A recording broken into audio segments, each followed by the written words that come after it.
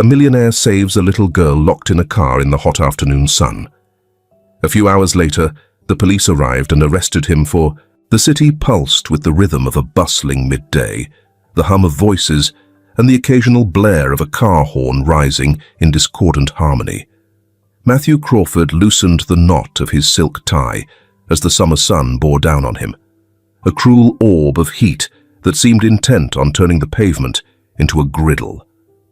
He exhaled deeply, the taste of asphalt and exhaust settling on his tongue, and glanced up the street. His goal was simple: a quiet diner with nothing more complicated on the menu than a club sandwich and iced tea. As he crossed the intersection, the noise of the city swelled. Bus brakes hissed, a hawker called out deals on knockoff sunglasses, and somewhere, faintly, a child's cry threaded its way through the cacophony. Matthew paused mid-step. It wasn't an ordinary cry. This was weaker, sharper, with an edge of desperation that twisted something deep inside him. He turned his head, scanning the bustling sidewalks and the endless sea of cars, reflecting the sun's glare like mirrors. The cry again. This time, clearer. His eyes locked onto a black Mercedes sedan, parked askew beneath a tree that offered only token shade. Its windows, tinted to near opacity, betrayed nothing of the interior. His brow furrowed. He glanced around at the passers-by, all engrossed in their own trajectories, none paying the slightest attention to the sound. Was he hearing things? The heat had a way of warping the mind. Then it came again, soft but insistent, cutting through the urban din like a blade. Matthew adjusted his grip on the leather briefcase in his hand. "Not your business," a voice in his head chided. "This city's full of drama you can't solve. Keep walking." Yet his feet betrayed him, pivoting toward the car, each step propelled by an unease he couldn't shake. The Mercedes gleamed malevolently under the sun, its surface hot enough to burn. As he approached, a chill ran down his spine, despite the heat. Up close, he could make out a faint movement behind the glass, a shadowy form barely discernible in the back seat.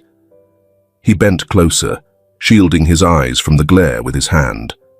There, strapped into a car seat, was a child. Her small face flushed an angry red, her hair plastered with sweat. Her tiny fists fluttered weakly against the straps, movements growing sluggish. "God," he muttered, stepping back. His heart raced as he scanned the street. "Hey!" he shouted, waving at a woman passing by. But she walked on, earbuds firmly in place. Another man caught his eye, but he shook his head apologetically and hurried off. The air felt heavier now, oppressive, pressing down on him like an accusation. He clenched his fists. Time was not in the child's favor. His gaze darted down to the ground, and he spotted a chunk of broken concrete near the curb, jagged and dirty, but solid. His fingers tightened around it as he drew a sharp breath. "This is madness," he murmured to himself. "If I'm wrong about this." The child's head lolled to the side, her cries fading into silence. Matthew's hesitation evaporated. With a swift swing, the concrete met the glass, shattering it into a spiderweb of cracks before caving in entirely. The car alarm erupted into a cacophony of shrieks, but Matthew was already reaching inside, ignoring the shards, biting into his arm as he unbuckled the straps and pulled the child free. The heat within the car was suffocating, an oven of trapped misery. Her small body, clammy and limp, fit awkwardly in his arms. "Stay with me," he murmured, voice low and steady, as if speaking to a frightened animal. "Just stay with me." He tore off his suit jacket, wrapping it around her to shield her from the sunlight as he began to run. His dress shoes slapped against the pavement, each step feeling heavier than the last. Faces turned to watch, some curious, some concerned, others merely indifferent. But no one stopped him. The hospital loomed into view, its sterile facade promising salvation. His breath came in ragged gasps as he pushed through the revolving doors, his voice piercing through the orderly chaos. "Help!" he called out, the desperation in his tone silencing the room for a fraction of a second. "She's overheating, she's—" A nurse rushed forward, her arms extended towards the child. Matthew relinquished his fragile cargo, feeling the weight of her absence like an ache.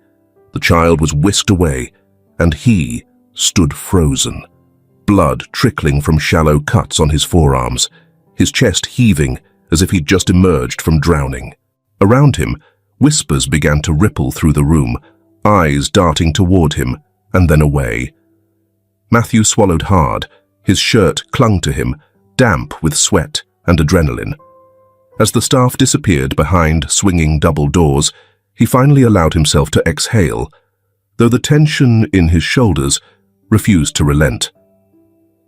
Matthew Crawford, a man accustomed to control, experienced a profound sense of unmooring for the first time in years. The child was safe for now, but something told him this wasn't the end of the story. Not by a long shot. The emergency room was a maze of controlled chaos. Nurses moved swiftly between stations, their hands steady, but their faces drawn with focus.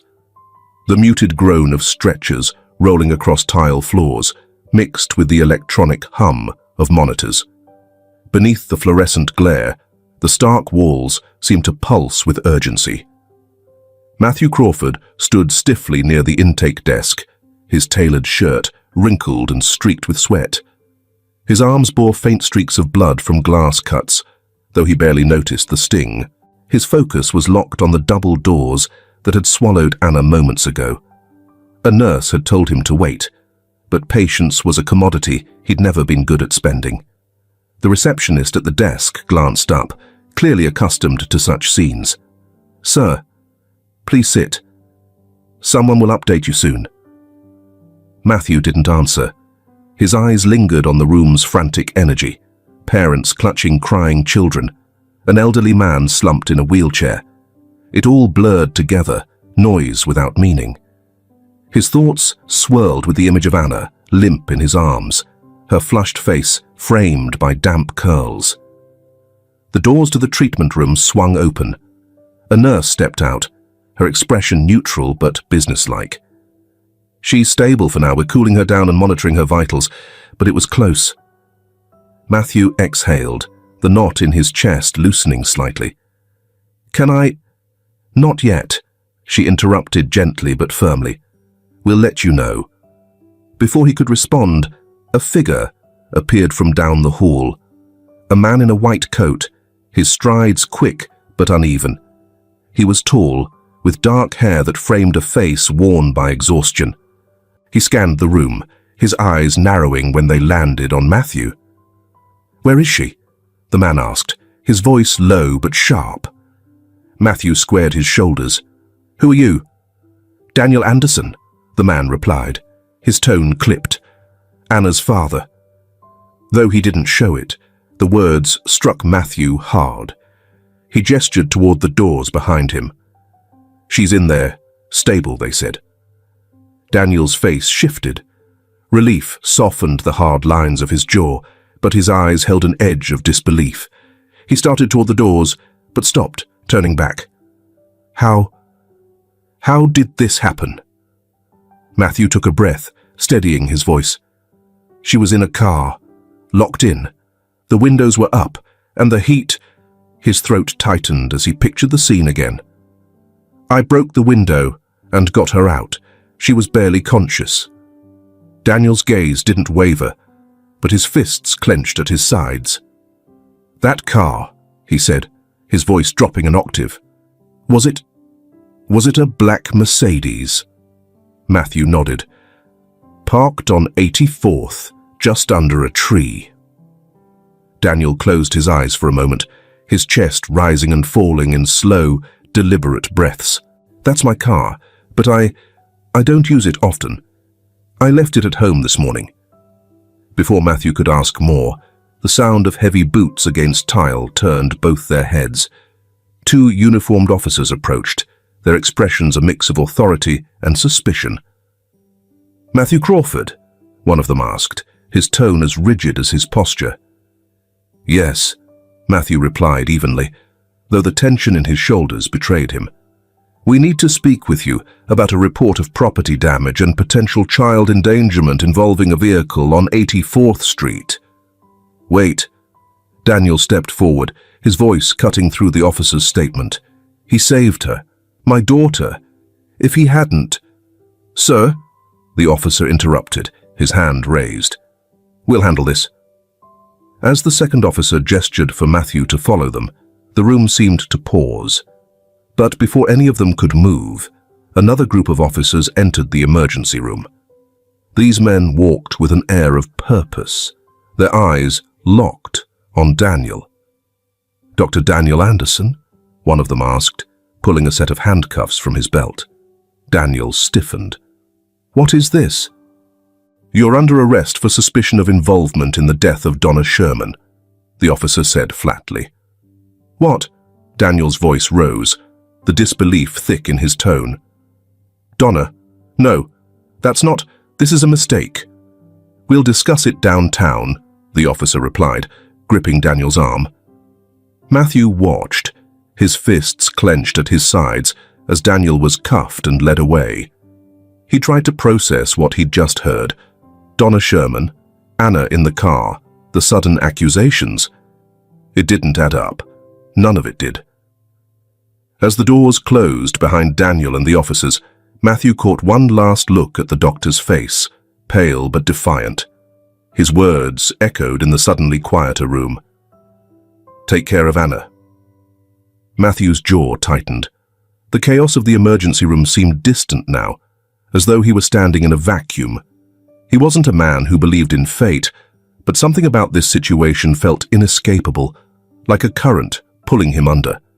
He glanced back toward the treatment room, where Anna still fought her way back to stability. Whatever this mess was, he was in it now, and he wasn't about to let it spiral further out of control. The air inside the precinct was stale, heavy with the scent of cheap coffee and the faint tang of disinfectant. The sterile environment offered no solace, only amplifying the cold reality of what was unfolding. Matthew Crawford sat stiff-backed on a metal chair in a small, windowless room. Across from him, an officer scribbled notes in a battered notebook, his skepticism evident in the way he studied Matthew between questions. "You're telling me," the officer said, leaning back in his chair, "that you just happened to be walking by, heard crying, and decided to smash the window of a car you didn't recognize?"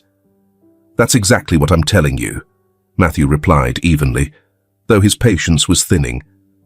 "Would you rather I had walked away and let her die in that oven of a car?"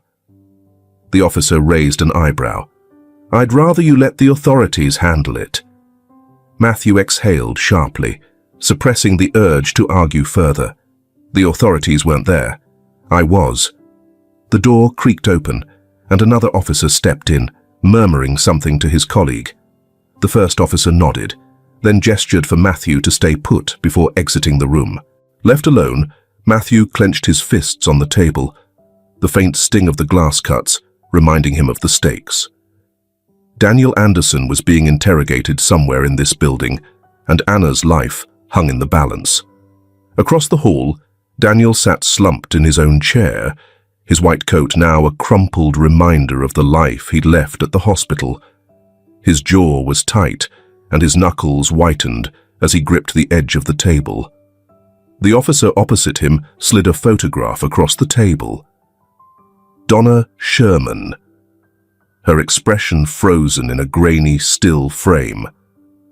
"We found this note," the officer began, his tone clinical. He pulled a plastic evidence bag from a folder and placed it on the table. Inside was a single sheet of paper. The words were smeared, but legible. Accusations scrawled with a desperation that seemed to leap off the page. "I can't take it anymore. Daniel's cruelty is too much." Daniel stared at it, his throat tightening.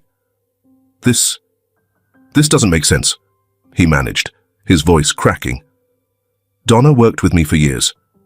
She was my daughter's caretaker. She trusted me. According to this, the officer said, tapping the bag, she didn't trust you at all. Daniel shook his head, his mind racing. You think I forced her to write that, or worse?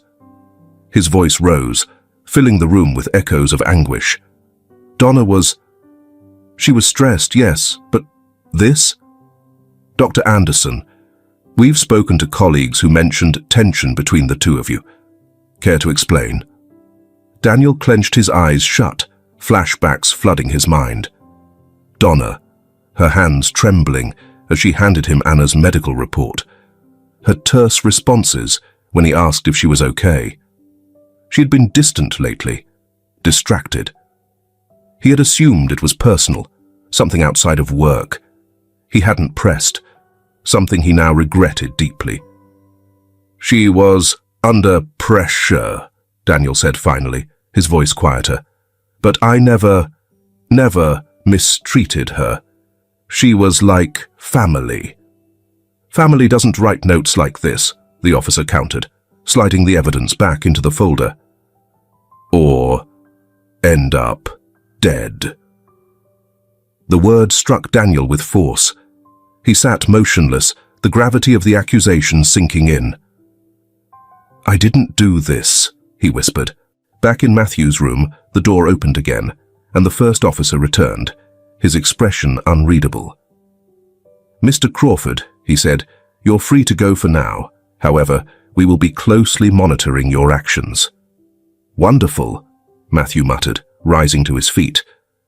Now, where's Anna? The officer hesitated.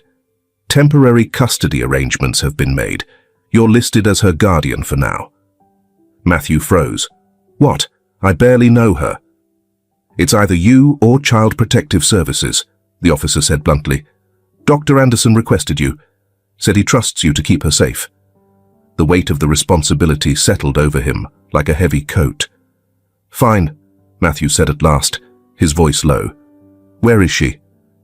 Anna was asleep in a quiet room, her tiny frame dwarfed by a too large hospital blanket. Matthew stood in the doorway, his silhouette casting a long shadow across the floor. She stirred faintly, her face still pale, but her breathing steady. For a moment Matthew lingered, his hands shoved into his pockets. The chaos of the past hours replayed in his mind. Daniel's arrest, the cryptic accusations, the weight of Anna's fragile life now resting on his shoulders. He didn't know this child or her father, yet their lives had become inexplicably intertwined. He stepped closer, pulling a chair to her bedside.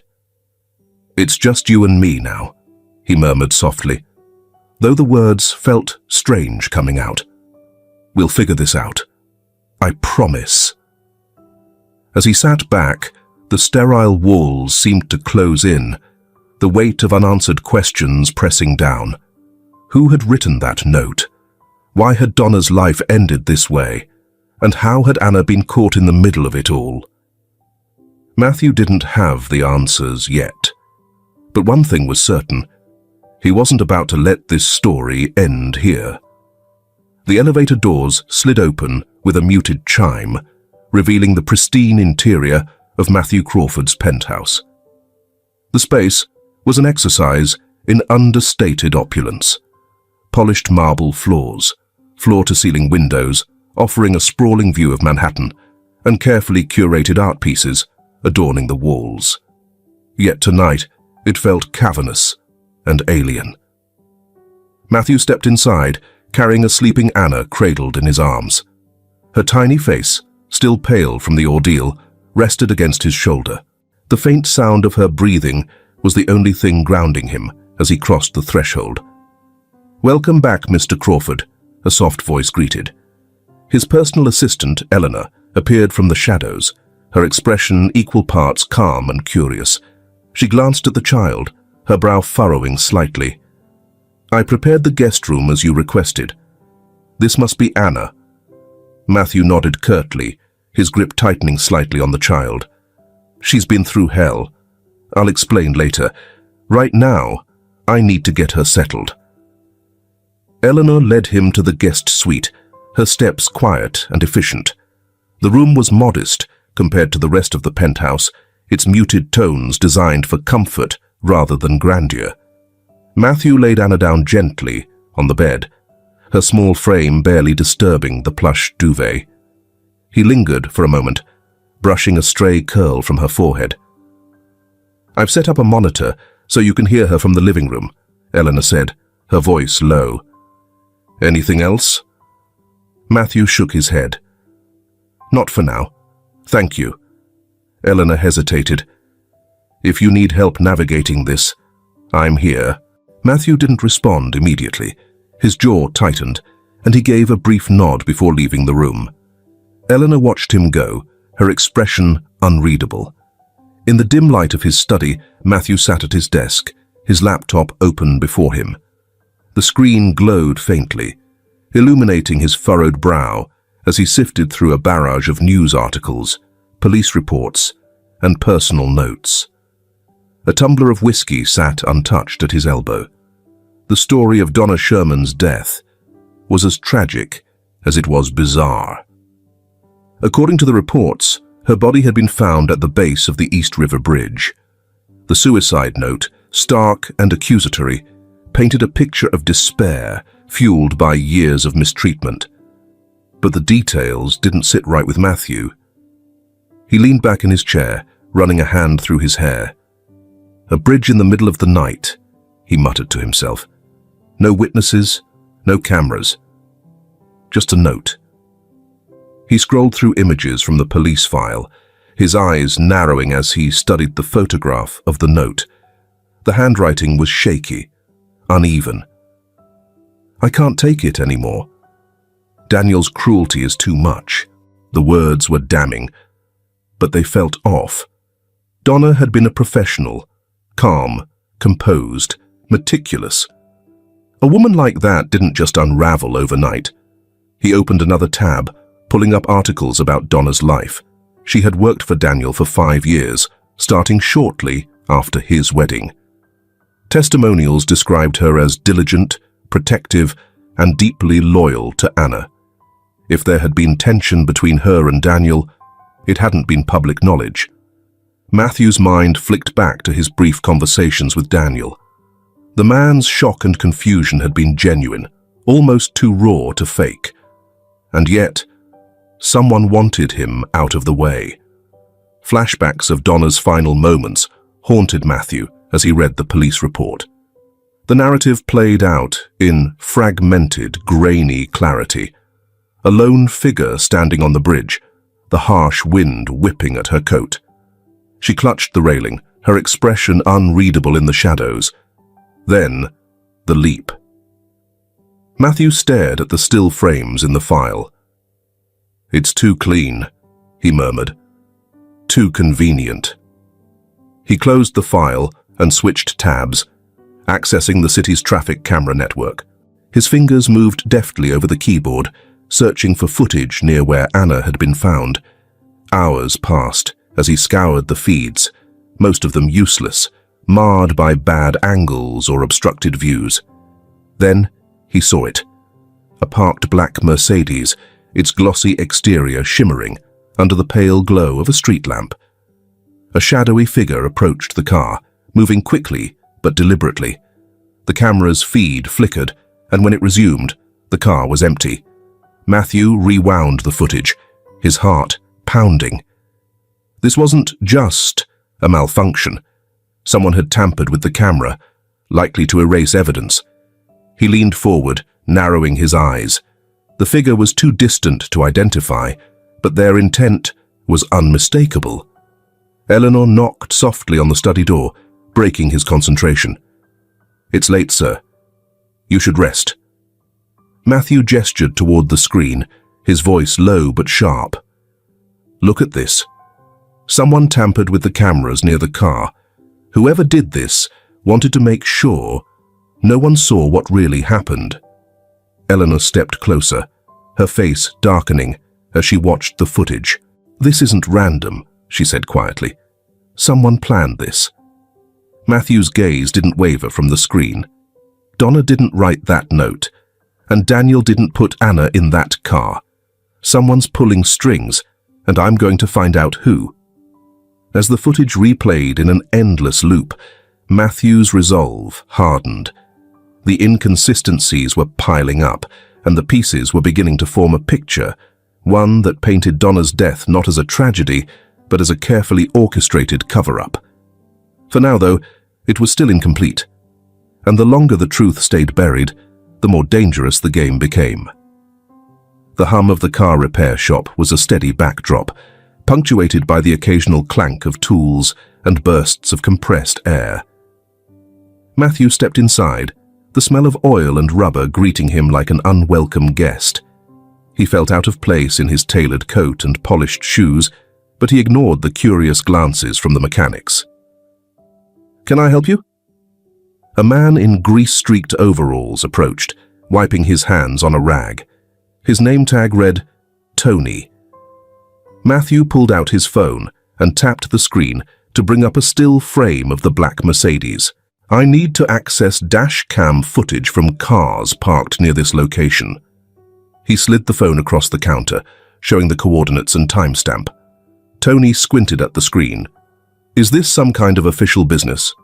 "Not exactly," Matthew replied, "but it's urgent. I'll pay whatever it takes." The mechanic's skeptical expression softened slightly. "Well, I've got a couple of clients who swear by their dash cams. Give me a few minutes to see if anyone was in the area around that time." Matthew nodded, stuffing his hands into his coat pockets as Tony disappeared into the back. The minutes stretched on, each one gnawing at his patience. The repair shop's fluorescent lights buzzed faintly, their cold illumination reflecting off the scuffed tile floor. He turned as Tony re-emerged, holding a USB stick. "Got lucky," the man said, handing it over. "One of our customers was parked nearby. Don't know if it's what you're looking for, but it's a start." Back in his car, Matthew plugged the USB into his laptop, the device balanced precariously on the console. The first few minutes of footage were uneventful.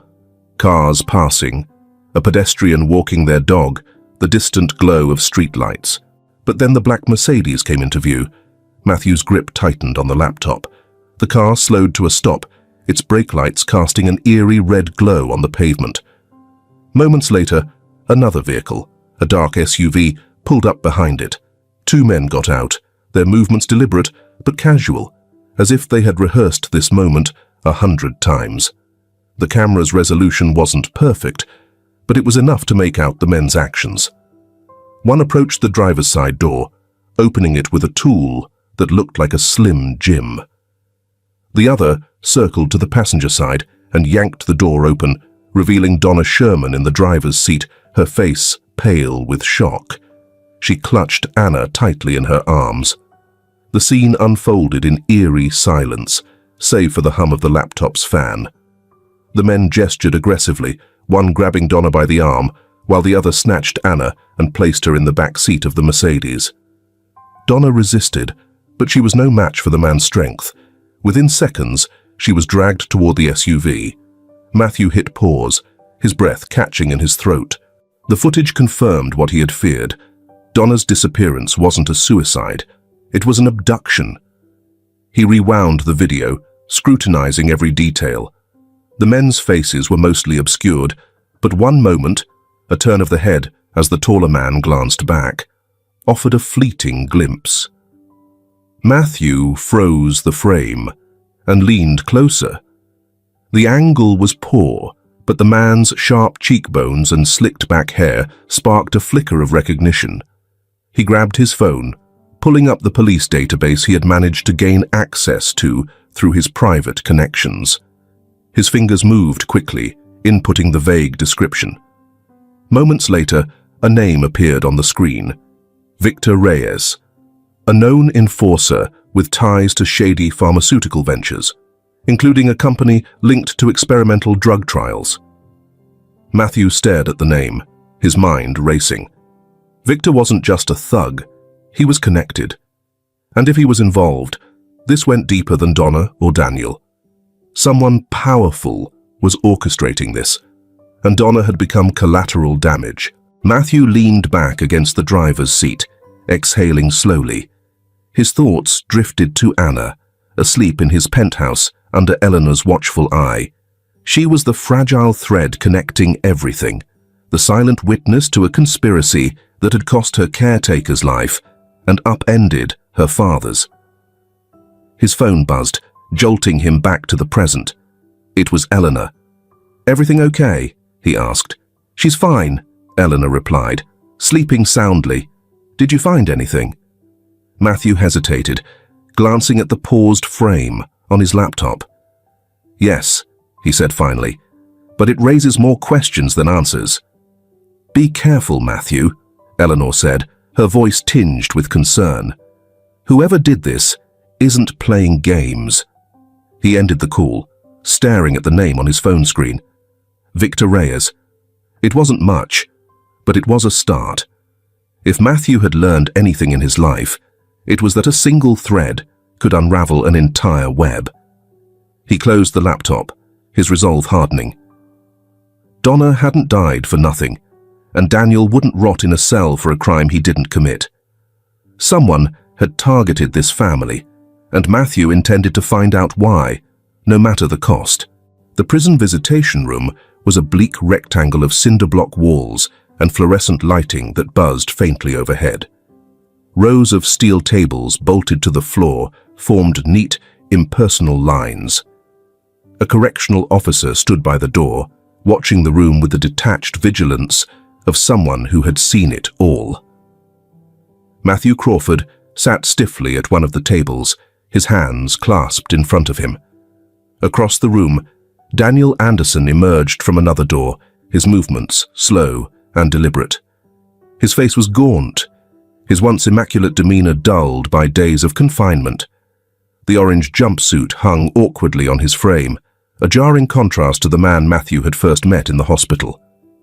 Daniel sat across from him, the scrape of the chair's metal legs echoing through the room. "You came," he said, his voice low but steady. "I wasn't sure if you would." "I told you I'd help," Matthew replied, "and I've found something." Daniel's brows knit together. "What is it?" Matthew pulled a flash drive from his pocket and slid it across the table. Dashcam footage from the night Anna was found. It shows Donna being forced out of your car by two men. They took her, Daniel. This wasn't a suicide. Is this one of the weirdest stories you've heard this week? If so, leave an avocado comment below.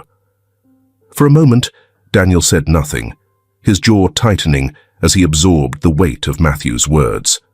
"Two men," he repeated, his voice tinged with disbelief. "Why would they target Donna?" "I was hoping you could tell me," Matthew said. "But it doesn't end there. One of them is a man named Victor Reyes. He's connected to illegal pharmaceutical operations. Does that mean anything to you?" Daniel leaned back, his hands gripping the edge of the table. His eyes drifted to the floor, his mind turning over the pieces of a puzzle he hadn't realized existed. "Megan," he murmured. Matthew leaned forward. "Megan, your wife." Daniel nodded, his voice thick with emotion. Before she died, Megan started noticing irregularities at the hospital, missing patient records, unapproved drug trials. She was a nurse, dedicated to her patients, and she couldn't ignore it. "What happened?" Matthew pressed. "She brought it up with Carlos Murphy," Daniel continued, his tone bitter. "He was the hospital director. Megan trusted him, thought he'd investigate. But she started getting pushback, being reassigned and questioned about her work ethic. She told me she felt like someone was trying to silence her." Matthew's jaw tightened. "And then she died." Daniel's eyes glistened, but he didn't look away. "They said it was a heart attack. Megan had a history of arrhythmia, so it was believable. But she was healthy. Too healthy for it to happen so suddenly." "Do you think Murphy had something to do with it?" Matthew asked. "I didn't want to believe it," Daniel admitted. "But now, With Donna, Anna, all of this. It's too much to be coincidence. Matthew let the silence linger for a moment before asking, "Did Megan leave anything behind? Notes, files, anything that could prove what she suspected?" Daniel's expression shifted, a flicker of realization crossing his face. "The pen." Matthew frowned. "Pen?" "She had this recorder pen," Daniel explained. "It was a gift from me, something she used to document patient observations. She said it helped her keep track of everything. After she died, I found it among her things, but I didn't think much of it." "Do you still have it?" Matthew asked, his voice rising with urgency. Daniel nodded slowly. "It's in a box in my study. I couldn't bring myself to go through her belongings after she was gone. If she recorded anything, it might be on there." Matthew leaned back, processing this new thread. "I'll get it," he said, finally. "Whatever's on that pen might be what we need to prove Donna and Megan were targeted." Daniel's voice wavered. "Matthew, thank you. Not just for this, but for Anna. She doesn't deserve any of this." Matthew met his gaze, his expression resolute. "Neither do you." The guard by the door cleared his throat, signaling the end of their time. Daniel rose first, his movements stiff. As he was led back to his cell, he turned to glance over his shoulder. "Be careful," he said. "If they did this to Donna and Megan, they won't hesitate to come after you." Matthew nodded, his mind already racing ahead to the next step. As the door closed behind Daniel, sealing him back into the depths of the prison, Matthew tightened his grip on the flash drive in his pocket. Outside, the world felt sharper, heavier. The air seemed charged with the weight of secrets too long buried. The pen recorder might hold the key, but he knew the truth would come at a cost. Matthew had stepped into something far bigger than he'd anticipated, and there was no turning back now. As he drove away from the prison, his phone buzzed with a message from Eleanor. "Anna's asking for you." Matthew's lips formed a delicate line. He had no answers for Anna yet, but he was determined to find them. And whoever was behind this conspiracy, Victor Reyes, Carlos Murphy, or someone even higher up, was about to realize they'd made a grave mistake. The moon cast a cold silver glow over the suburban street as Matthew pulled his car into the shadow of a large oak tree near Daniel's house. The once lively home was now a hollow shell, its windows dark, the overgrown lawn a testament to its abandonment. Yet Matthew's gaze swept the street cautiously. A black sedan sat idling 2 blocks down, its taillights faintly glowing. "Under surveillance," he muttered to himself, killing the engine. He slipped out of the car, keeping low as he approached the house. A backpack hung over his shoulder, its contents carefully chosen. Gloves, a flashlight, and a small lock-picking kit. The sound of crickets filled the air, masking the faint crunch of his shoes against the grass. The front door was locked, as expected. Matthew crouched, pulling out his tools. The lock yielded with a soft click, and he pushed the door open just enough to slip inside. The interior was a timeless snapshot of grief. Picture frames hung askew, a child's toys scattered on the living room floor. A faint layer of dust clung to every surface, mingling with the scent of stale air. Matthew stood still for a moment, his flashlight beam sweeping across the room. Every creak of the floorboards underfoot sounded deafening in the oppressive silence. Daniel's study was on the 2nd floor. Matthew moved cautiously, pausing with each step to listen for any sound beyond his own movements. When he reached the study, he slipped inside and closed the door behind him. The room was a cluttered mess, books stacked haphazardly, files spilling out of drawers, a framed photo of Daniel, Megan, and Anna sitting askew on the desk. Matthew's eyes scanned the room, searching for anything that resembled a small recorder. His flashlight settled on a box tucked into the corner of the closet. The handwriting on the label read, Megan's belongings. He pulled the box out carefully, setting it on the desk. Inside, the contents were neatly arranged: a stethoscope, a few journals, and a collection of pens. Ordinary, except for one sleek silver pen with a small recording button near the clip. Matthew exhaled, relief flooding through him. He slipped the pen into his pocket, just as a sound reached his ears: the faint crunch of gravel outside. Matthew froze, his breath catching. A shadow moved across the crack beneath the door, accompanied by the faint sound of footsteps. Someone else was in the house. He switched off the flashlight and crouched behind the desk. His pulse thundered in his ears as the doorknob twisted, the door creaking open. A figure entered, silhouetted by the faint glow of a flashlight. The intruder moved methodically, their light sweeping the room. Matthew reached into his backpack, his fingers closing around a wrench. He waited, each second stretching unbearably, as the figure rifled through the desk. Then, the flashlight beam settled on the empty box in the closet. The figure cursed under their breath, a man, judging by the gravelly tone, and moved toward the desk. When the man rounded the corner, Matthew surged forward. The wrench connected with a sickening thud against the man's forearm, sending the flashlight clattering to the floor. The intruder grunted in pain, staggering back, but Matthew didn't wait. He bolted from the room, his heart pounding as he dashed down the stairs. Behind him, the man shouted something unintelligible, his heavy footsteps following closely.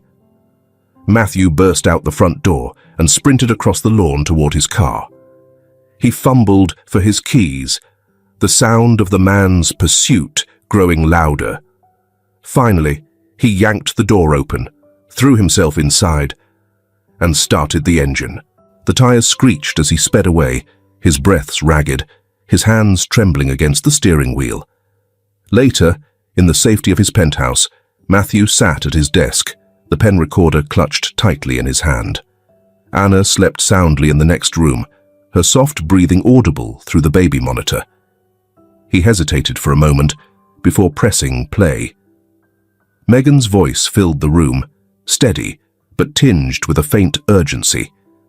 "This is Megan Anderson. If you're hearing this, I'm no longer alive." Matthew's grip tightened on the pen. "I've been documenting irregularities at St. Luke's, patients admitted for routine procedures disappearing, experimental drug trials conducted without consent. It's all connected to Carlos Murphy. I tried to report it, but now I'm being followed. If anything happens to me, look at him. He's hiding something big." Her voice cracked slightly. "I don't want to believe it, but I think he's planning to silence me. For anyone listening, please protect my family."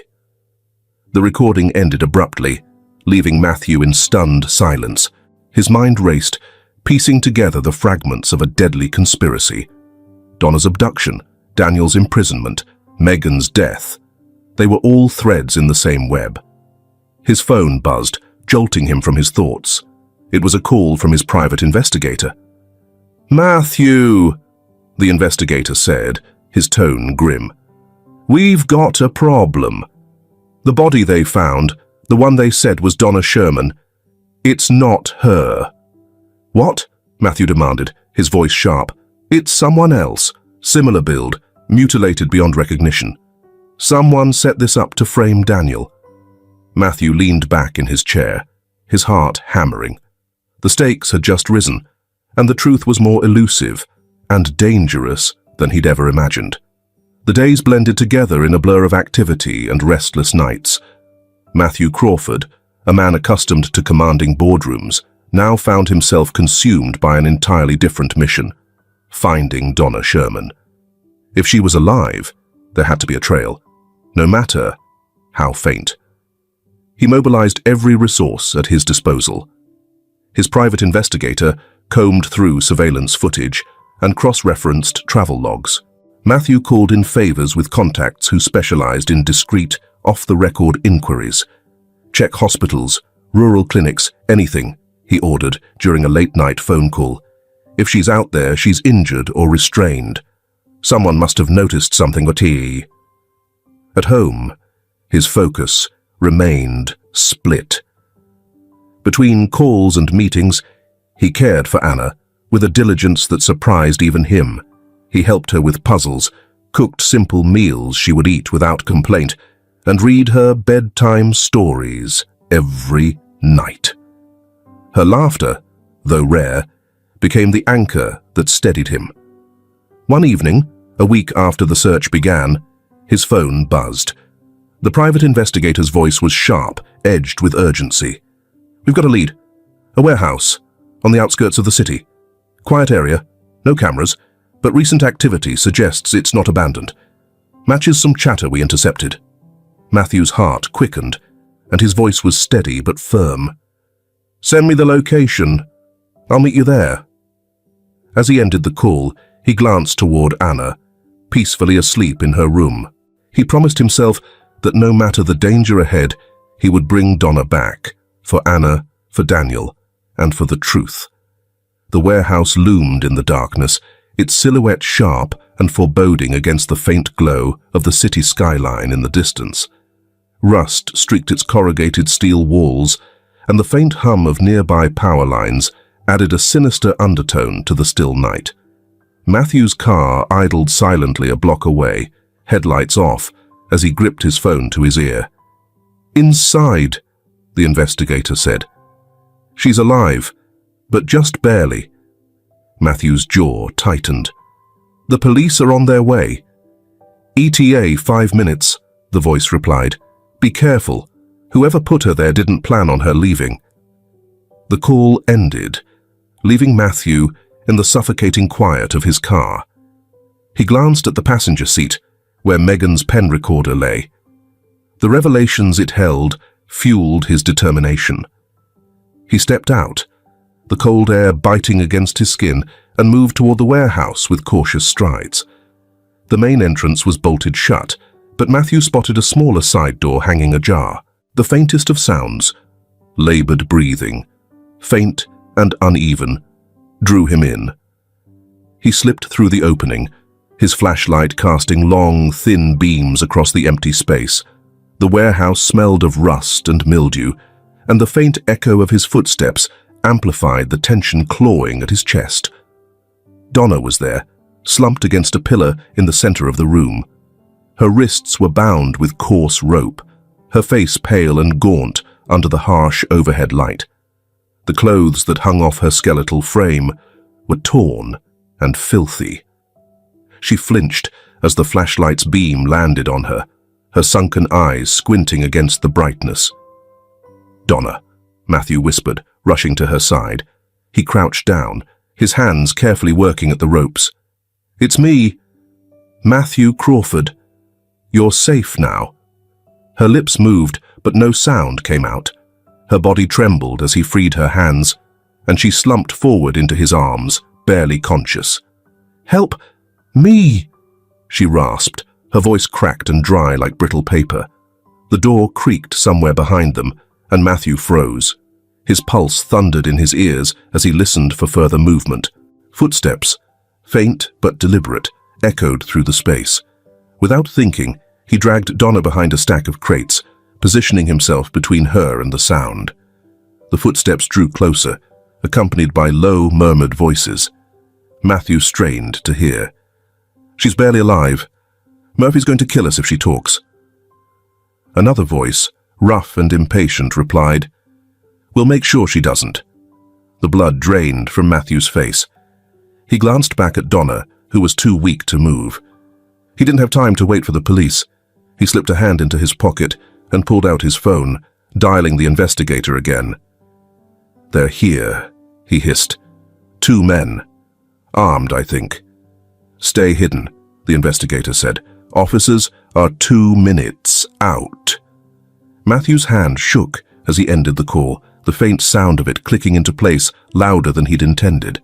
The voices stopped abruptly, and the footsteps shifted toward him. "Who's there?" one of the men barked. Matthew inhaled deeply, He spotted a rusted wrench nearby and grabbed it, his knuckles whitening as he gripped the cold metal. The first man rounded the crates, his flashlight sweeping the shadows.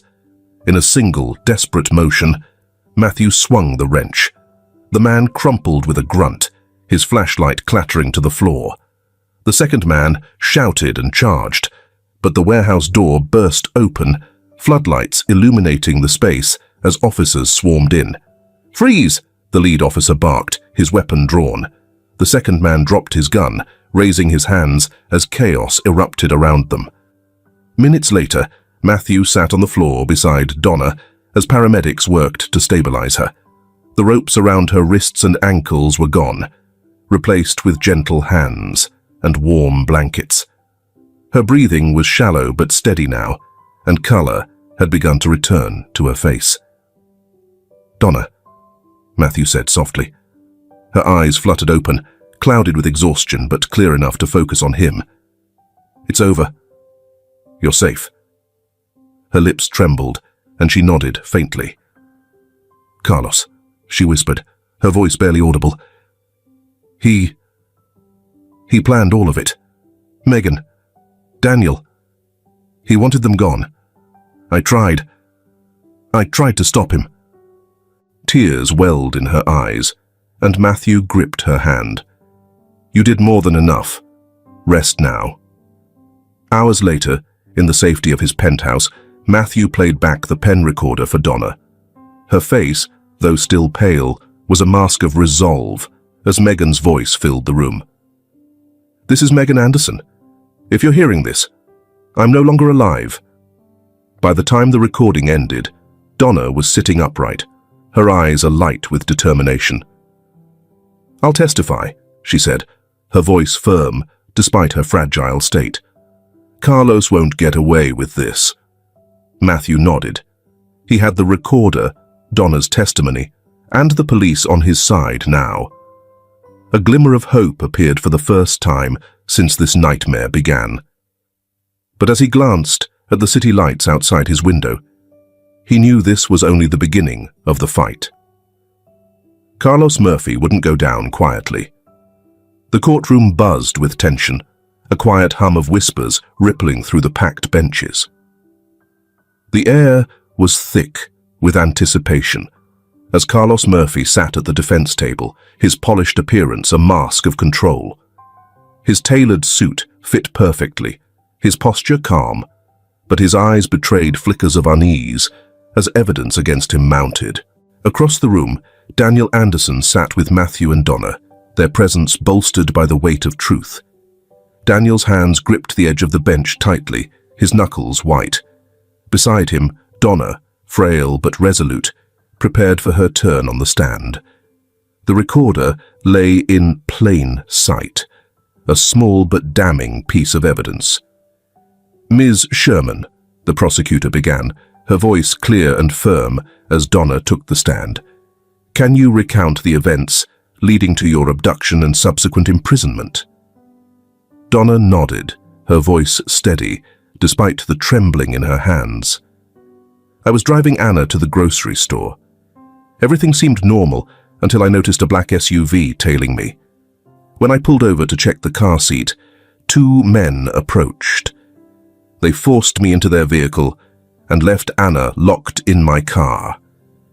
As she continued to recount the days of confinement, the threats and the names she overheard, the courtroom remained silent. "Carlos Murphy," she said, her voice sharp. "He orchestrated it. He wanted to silence me, just like Megan Anderson." The prosecutor played Megan's recording next. The courtroom was silent as Megan's voice echoed through the chamber, outlining the experiments, the missing patients, and her fear of being silenced. Every utterance eroded Carlos's meticulously crafted facade. By the time it ended, even the judge's face was taut with anger. "Your Honor," the prosecutor said, "this evidence not only confirms Mr. Murphy's involvement in illegal experiments, but also his direct role in the deaths of Megan Anderson and the attempted framing of Daniel Anderson." Although Carlos's attorney stood to object, It was evident that the battle was slipping away from them. Carlos, who had sat with quiet confidence for most of the trial, leaned forward, his composure finally breaking. His eyes locked on Daniel, cold and venomous. "If you and your wife hadn't meddled in things that didn't concern you," Carlos spat, his voice low but cutting through the silence, "your family wouldn't be here. This is your fault, Daniel. All of it." Daniel's jaw tightened, but he didn't respond. He didn't have to. The weight of the evidence and Carlos's own outburst was damning enough. When the judge delivered the guilty verdict, the room erupted in murmurs. Carlos stood, his calm demeanor entirely unraveled. As he was led toward the exit, he turned once more to Daniel and Matthew. His voice was a chilling hiss, quiet, but full of malice. "This isn't over," he said. "You think you've won? You haven't. Anna, all of you, you'll regret this." The threat lingered in the air long after the courtroom emptied. Outside, Matthew stood with Donna and Daniel, the victory tempered by the shadow Carlos had cast. "It's done," Donna said softly, but her tone carried no relief. Matthew nodded, his gaze distant as he watched Carlos being loaded into the prison transport. "For now," he said. "But he won't stop. We have to be ready." Daniel placed a hand on Matthew's shoulder, his voice steady. "We will be. For Anna. For Megan." As the city hummed around them, the trio stood together, united by their shared fight for justice and the lingering danger they knew was far from over. The view from Matthew's penthouse stretched endlessly over the New York skyline, the shimmering city lights providing a stark contrast to the quiet that now filled the spacious rooms.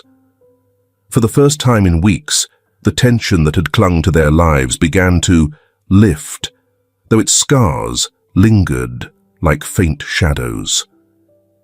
Anna sat cross-legged on the living room floor, her small fingers deftly assembling a puzzle. Donna knelt beside her, offering gentle encouragement as they worked together. Despite her frail appearance, Donna's voice had regained some of its warmth, and her bond with Anna was a source of comfort for both of them. In the adjoining kitchen, Daniel leaned against the counter, a steaming mug of tea in his hands. He watched Anna and Donna with a soft smile, the first genuine one Matthew had seen from him in a long time. "You've done more for us than I could ever repay," Daniel said, his voice low. "I don't even know where to begin." Matthew stood by the window, his arms crossed as he gazed at the skyline. "You don't have to," he replied simply, turning to meet Daniel's gaze. "We're not done yet. But for now, Anna needs stability. She needs both of you." Daniel nodded, the weight of the last few weeks evident in his tired eyes. "Megan would have been grateful," he said after a pause. "She always believed in standing up for what's right, even if it cost us everything." Matthew walked over, placing a firm hand on Daniel's shoulder. "She'd be proud of you, of all of us." Anna softly giggled in the living room as Donna made a playful mistake with a puzzle piece, purposefully placing it in the incorrect spot. The sound was small but infectious, and for a moment it filled the room with a sense of normalcy that felt almost foreign. "She's stronger than I thought," Daniel said, his voice tinged with admiration as he watched his daughter. "After everything—" "She's resilient," Matthew agreed, "but she's a kid. She shouldn't have to be." Donna looked up from the puzzle, her eyes meeting Matthew's. "None of this would have been possible without you," she said. "You gave us a chance to fight back." Matthew shook his head. "We all fought," he said, "and we're still fighting." As the evening settled into a calm rhythm, Anna wandered over to Matthew, tugging at his sleeve. "Mr. Matthew," she said softly, looking up at him with wide eyes, "can I sleep in the big room tonight? It feels safe there." He crouched down, his expression softening. Of course, kiddo. But only if you promise to eat every pancake tomorrow morning. Anna grinned, her smile lighting up her face. Deal. As she skipped off toward her temporary bedroom, Matthew straightened, his gaze following her. She deserves a little joy after all this, he murmured. She does, Daniel said. We all do. Matthew turned back, a hint of a smile tugging at his lips. Speaking of joy, he said, his tone lighter, I have a surprise for Anna tomorrow. Something I think will help her feel more at home. Daniel raised an eyebrow. What kind of surprise? You'll see, Matthew said, a glint of mischief in his eyes. Let's just say it's long overdue. The weight of Carlos's threat still hung in the back of their minds. But for now, in this fleeting moment, they allowed themselves the luxury of hope. Together, they began the slow process of healing, rebuilding the fragile pieces of their lives. And for Anna's sake, they vowed to face whatever came next. Together, they began the slow process of healing, rebuilding the fragile pieces of their lives. And for Anna's sake, they vowed to face whatever came next. Together. The golden glow of the setting sun bathed Matthew's sprawling estate in warm hues, the manicured lawns and gardens alive with laughter and chatter. It was a rare day, one that felt untouched by the shadows of the past. The air was filled with the scent of freshly grilled food and the faint sound of music drifting from speakers hidden among the bushes. Anna's giggles rang out as she chased a butterfly across the grass, her hair bouncing with every step. Donna stood nearby, her health visibly improving, as she called out playful warnings. Careful, Anna! Butterflies are quick! Matthew watched from the patio, a glass of lemonade in his hand, the weight of the past weeks slowly lifting. He turned to Daniel, who stood beside him, gazing at his daughter with a mix of pride and wistfulness. She's happy, Daniel said softly. For the first time in what feels like forever. Matthew nodded. She deserves to be. So do you. Daniel hesitated, then reached into his pocket and pulled out a small box. I've been meaning to ask you something, he said, his tone almost shy. He opened the box to reveal a simple silver chain with a small charm, a symbolic gesture of guardianship. Matthew, would you be Anna's godfather? You've been more of a father figure to her than I could ever repay. Matthew's throat tightened, but he masked it with a quiet chuckle. You sure you want me for the job? I'm not exactly godfather material. Daniel smiled. You've done more for her, and for us, than anyone else could have. I can't think of anyone better. Matthew took the chain, the weight of it heavy in his palm. I'd be honored, he said simply, his voice steady. As the evening wore on, Anna joined Matthew and Daniel on the patio.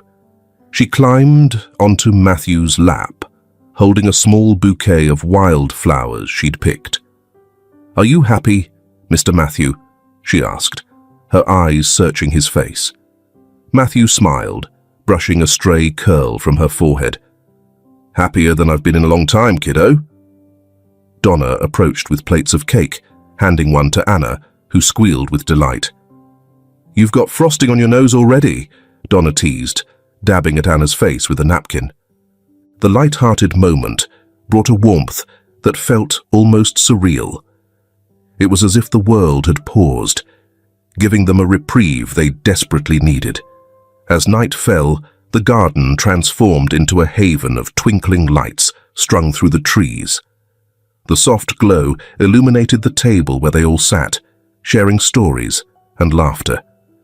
At one point, Daniel raised his glass, his voice steady but full of emotion.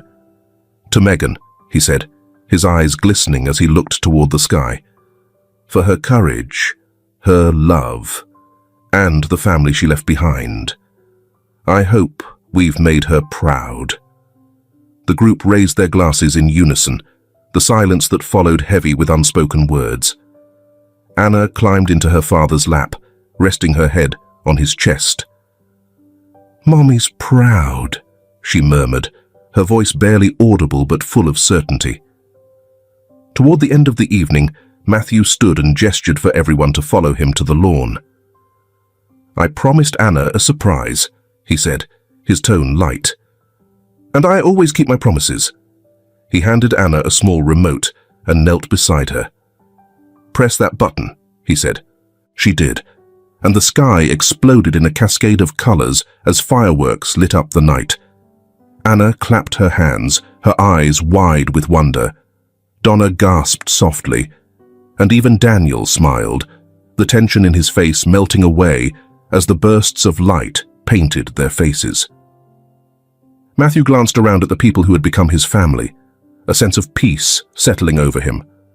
The fight wasn't over, but for now, they had this moment, a new beginning forged from the trials they had endured.